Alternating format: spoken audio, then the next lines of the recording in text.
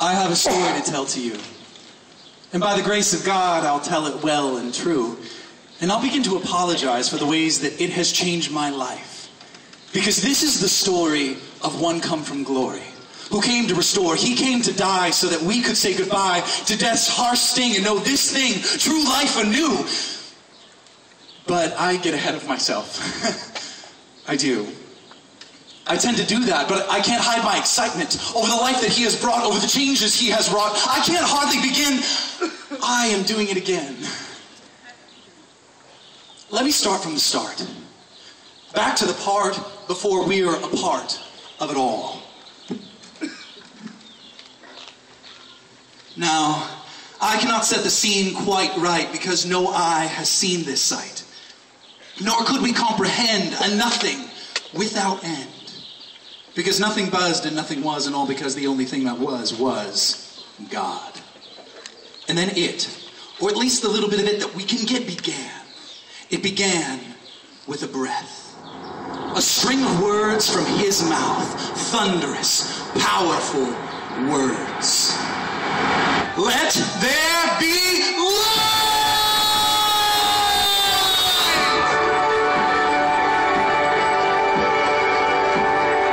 Let there be both day and night, not stopping there. He made the air and stretched it clear from here to there and called it sky. He said, let there be both earth and seas and grass and trees. Let all this be, he did decree. And as he was commanding and creating, the universe was expanding and inflating. Creation conformed to the words that were formed, the source of formation, God's creative demonstration of supernatural causation. This was colossal activation. Now, in the place of nothing, stood something, stood life. Morning dew rested on the leaves of maples and oaks and olive trees. The birds did as they're known to do, and into the wind he created they flew. Waves lapped against the ocean shore, intermittently echoing the lion's roar. And in its depths the creatures teemed. All of creation was finished, or so it seemed. For God had ceased speaking, but he wasn't done. He hadn't yet finished what he had begun. His hand reached down and found the earth, and drawing up some dust from it, he formed us. Then he breathed again, not to make us, he'd done that with his hands, but to give us that which we can't understand, the breath of life. Two worlds collided, the terrestrial and the celestial coincided, a powerful formation, an intimate creation, a loving affirmation of us, his most precious creation. But then came the temptation. The temptation to be something likened to he who created us. And while that's wholly ridiculous, we took the bait of the apple we ate and decided our fate then and there. For in this act we rebelled, and in that moment exhaled that breath of life he gave. We tossed that gift away and lived to rue the day that we decided to die. And we've been gasping for breath and fighting back death ever since we called down the curse.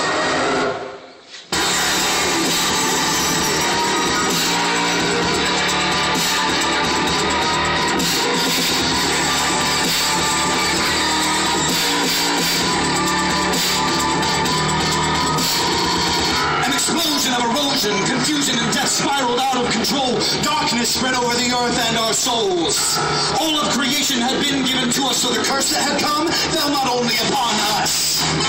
It raped the trees, it fouled the breeze, it soiled the seas, it poisoned the animals, broke it up, burned it all of it bore the fall. All of it felt the free fall of it.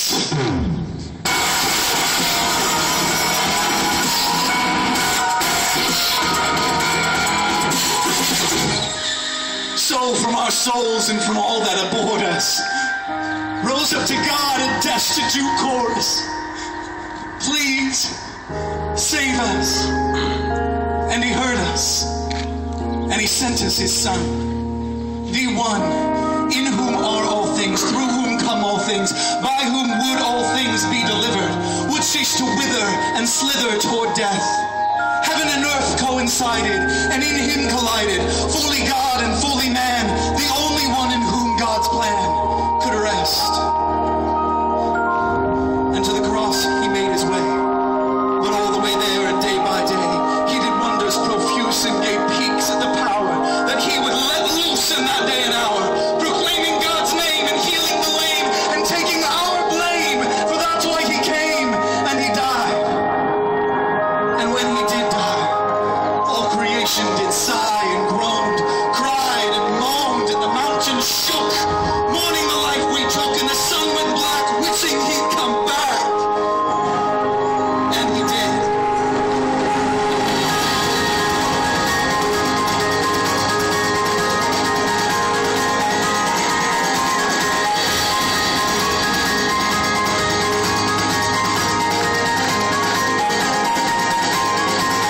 Power and wonder tore death asunder and gave hope for those under the curse. The war was over before it begun. The risen Jesus had already won.